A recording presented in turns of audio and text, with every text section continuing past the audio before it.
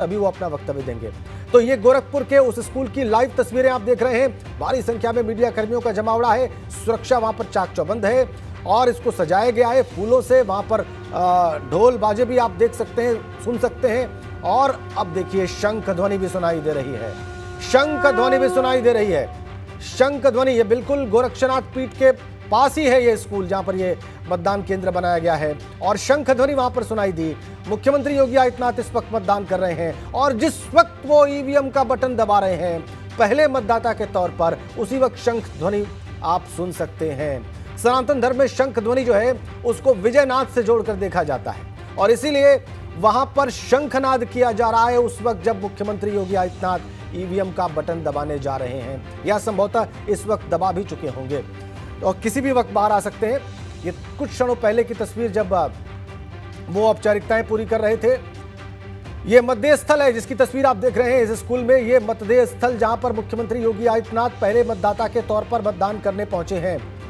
कुछ औपचारिकताएं होती हैं, वो सबको निभानी होती हैं और वो ही निभाकर जिसमें अपनी पहचान भी प्रस्तुत करनी होती है, चूंकि वो स्वयं मुख्यमंत्री हैं, लेकिन फिर भी वो औपचारिकताएं, उसका निर्वहन उनके लिए भी आवश्यक है। और इसीलिए देखिए वहां पर शील्ड लगाए हुए, चूंकि कोरोना काल चल रहा है, मुख्यमंत्री योगी आदित्यनाथ ने भी मास्क पहना हुआ है और जो अधिकारी वहां पर उनको वेरीफाई कर रहे हैं, उनकी पहचान से संतुष्ट हो रहे हैं, उन्होंने हाथ में ग्लव्स पहने हुए हैं और चेहरे पर शील्ड लगाया हुआ है। और सभी जितने भी वहां पर चुनाव मतदान कर्मी जो भी हैं वहां पर, वो सब कोरोना प्रोटोकॉल का पालन कर रहे हैं। सामने मुख्यमंत्री हैं, ये पहले मतदाता के तौर पर वहां पर पहुंचे हैं, इसलिए भी ये बहुत आवश्यक है। और ये देखिए अब जो तस्वीरें आप देख रहे हैं, हमें वो तस्वीरें भी मिलनी चाहिए जिसमें वो मतदान करते देखे जा सकेंगे और उसके बाद जब वो बाहर निकलेंगे तो हमारे सहयोगी वहां पर हैं, उनसे वो अवश्य बात करेंगे और मीडिया के सवालों का वो उत्तर देंगे, अपनी भावनाएं भी व्यक्त करेंगे, ऐसी हम अपेक्षा करते हैं। तस्वीरें लाइव है आपकी स्क्रीन पर। औपचारिकताएं पूरी करने के पश्चात मुख्यमंत्री योगी ने मतदान किया है। शंख ध्वनि के बीच में मतदान किया उन्होंने। गोरखपुर में सुभावती शुक्ला उनको चुनौती पेश कर रही है सबसे बड़ी। चंद्रशेखर आजाद रावण उन्हीं की सीट से, यानी गोरखपुर सदर सीट से इस वक्त चुनाव मैदान में है। किसी भी समय मतदान करके बाहर आ सकते हैं मुख्यमंत्री। शंख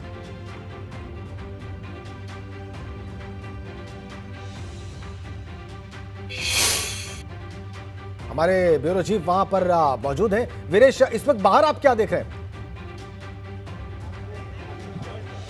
देखिए इस वक्त जो मीडिया के लोग हैं वो कतारबद्ध होकर खड़े हैं, क्योंकि जो सिक्योरिटी के सीएम सिक्योरिटी के लोग हैं वो ये चाहते हैं कि जब मुख्यमंत्री आए तो कोई भगदड़ न मचे, कोई अव्यवस्था न हो, कुव्यवस्था न हो, इसलिए वो इस प्रयास में हैं। और हम लोग भी इस तरीके से हैं कि कोई भी नियम न टूटे और हमारी चाहत यह है कि मतदान करने के बाद वो निकलें तो सबसे पहले टेलीविजन स्क्रीन पर एबीपी गंगा में वो दिखें। यही हमारी जो चाहत है और हमारी कोशिश है और निश्चित रूप से मैं ये कह सकता हूं कि वो सबसे पहले मुझे ही देखेंगे। हमने वो एंगल, वो जगह ले ली है कि मुख्यमंत्री के निकलने के साथ ही जैसे ही वो अपने हाथ उंगली को दिखाएंगे कि हमने मतदान कर लिया, तो वो सबसे पहले एबीपी गंगा के टेलीविजन स्क्रीन पर आपको देखने को मिलेगी।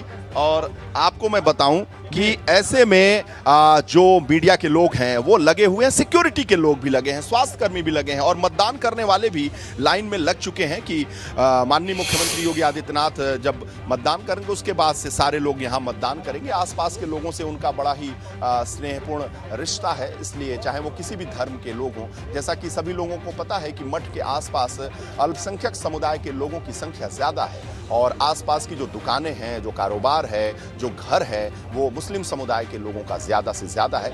और इस मठ के आसपास की परंपरा ये रही है कि कभी भी कोई भेदभाव नहीं रहा है और आपस में जो मधुरता का भाव रहा है वो हमेशा देखने को मिलता है। इसलिए किसी भी संप्रदाय के लोग हों, किसी भी जाति के लोग हों, मठ में उनका आना जाना सदैव बना रहा है और मुख्यमंत्री से उनका हमेशा से तादाद में रहा है और अच्छा संबंध रहा है। इसलिए बहुत सारे ऐसे लोग हैं कि जो मतदान करने के साथ साथ वो यहाँ पर पहुँचे हुए हैं कि मुख्यमंत्री से भी वो दुआ सलाम कर लें, नमस्कार कर लें, प्रणाम कर लें। एक बात आपको बताऊं कि मुख्यमंत्री बनने से पहले योगी आदित्यनाथ जब सांसद थे तो गोरखनाथ मंदिर के अंदर वो वॉक करते थे सुबह 4 बजे के आसपास। तो गोरखपुर के बहुत सारे लोग, करीब लगभग 100 लोग ऐसे होंगे जो उनके साथ गोरखनाथ मंदिर में जो पॉन्ड है, जो तालाब है, उसके इर्द गिर्द वो जो टहलते थे और उसके साथ साथ वो टहलते थे, उनके साथ बातचीत करते थे। तो सुबह के बहुत सारी चीजें गोरखपुर और गोरखपुर के आसपास की चीजों को तो वो बातचीत के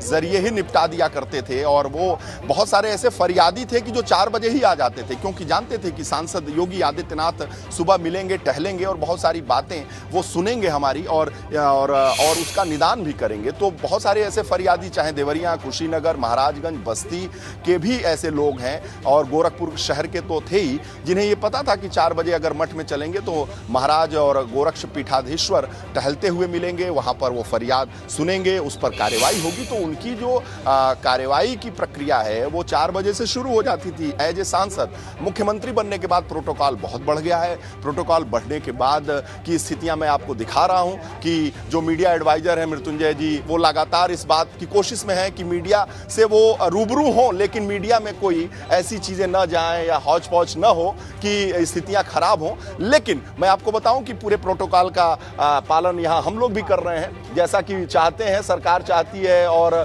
प्रशासन चाहता है और साथ ही मीडिया एडवाइजर भी चाहते हैं। तो हम लोग भी नियमतः खड़े हैं यहाँ पर। लेकिन कोशिश तो यही है कि सबसे पहले हम अपने टेलीविजन स्क्रीन पर मुख्यमंत्री योगी आदित्यनाथ को मतदान करने के बाद वो तस्वीर जरूर दिखाएं, क्योंकि दर्शक भी देखना चाहते हैं और प्रदेश की जनता ही भी देखना चाहती है। पूर्वांचल में जो 6ठा और 7वां चरण होना है वो योगी आदित्यनाथ के लिए बहुत ही महत्वपूर्ण है। यूं तो सांसद के तौर पर वो स्टार प्रचारक रहे हैं, उनको भी हेलीकॉप्टर मिलता था, एज ए सांसद मिलता था, चार्टर्ड प्लेन मिलता था जब वो उड़ते थे और सुबह में जगह जगह जाकर वो प्रचार करते थे। कैराना की हवा आपको याद होगी, कैराना के पलायन की बात याद होगी, वो 2017 के चुनाव की बात याद आपको होगी। 2017 के चुनाव में स्टार प्रचारक के तौर पर योगी आदित्यनाथ जब कैराना जाते थे, मुजफ्फरनगर जाते थे, पश्चिमी उत्तर प्रदेश जाते थे, तो पलायन के मुद्दे की बात आपने सुना होगा। तो पलायन का मुद्दा योगी जी ने ही उठाया था, अमित शाह ने और बाकी लोगों ने नहीं उठाया था। तो योगी आदित्यनाथ आपने महत्वपूर्ण बातें रखी हैं पिछले